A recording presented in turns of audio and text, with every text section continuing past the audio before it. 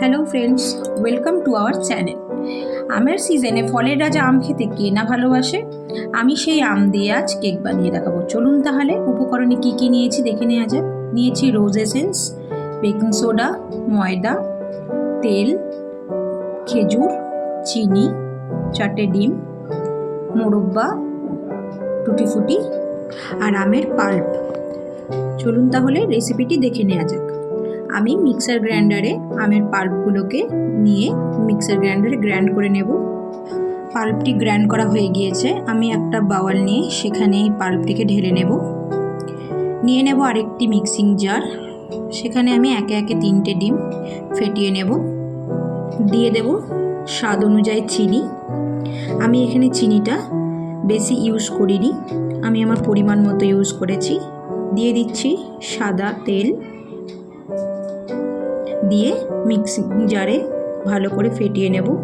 ফেটিয়ে রাখা ব্যাটারটি আমি এই পাল্পের সাথে অ্যাড করে দেব। আপনারা যদি এই ম্যাঙ্গো কেকের রেসিপিটি আপনারা আপনাদের ঘরেও যদি ট্রাই করেন, আশা করি ছোটো বাচ্চা থাকলে তাদের খুবই ভালো লাগবে এবং খুব মজার এক রেসিপি, যা আশা করছি এইভাবে বানিয়ে খেলে ছোট বড় সকলেরই ভালো লাগবে। ভালো করে আমি ফেটিয়ে নিলাম যতক্ষণ না ব্যাটারটির মধ্যে বাবল আসছে। বাবল এলে বোঝা যাবে যে ব্যাটারটি আমার রেডি হয়ে গিয়েছে। আমার ব্যাটারটি রেডি হয়ে গিয়েছে। আমি এবার একে একে একটু একটু পরিমাণ মতো করে ময়দা অ্যাড করে নেব। দিয়ে দেব একটু দুধ দিলে কেকটি খুব স্পঞ্জি হবে এবং টেস্টি। দিয়ে দিচ্ছি বেকিং সোডা, দিয়ে দিচ্ছি রোজ এসেন্স দিলে কেকের মধ্যে যে আমি ডিম ইউজ করেছি সেটার স্মেল আসবে না। দিয়ে দিচ্ছি টুটি ফুটি, দিয়ে দিচ্ছি কিছুটা খেজুর, দিয়ে দিচ্ছি মোরব্বা, দিয়ে আমি ভালো করে মিক্স করে নেব। আমি এখানে যেই প্যানে করব সেই প্যানে আমি তেল লাগিয়ে বাটার পেপার অ্যাড করে দিচ্ছি। আমি দু রকমভাবে আপনাদেরকে করে দেখাবো, এক করে দেখাবো গ্যাস ওভেনে, এক করে দেখাবো মাইক্রো ওভেনে। দিয়ে আমি ভালো করে গার্নিশ করে নিচ্ছি। আমার এই গ্যাস ওভেনে কেকটি করতে টাইম লেগেছে 35 মিনিটস।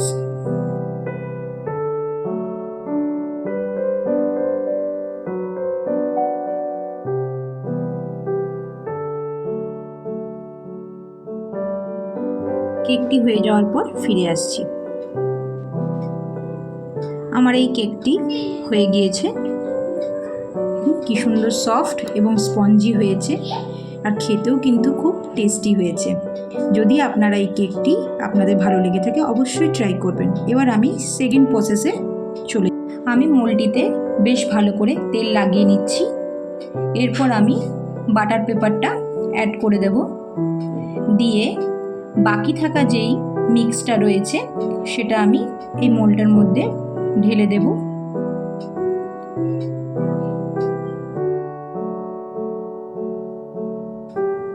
এই কেকটাকে ভালো করে আমি গার্নিশ করে দিয়েছি। আমি মাইক্রো ওভেনে 45 মিনিটসের জন্য এই কেকটা বসিয়েছি। চলুন তাহলে কেকটা হয়ে গেলে ফিরে আসছি।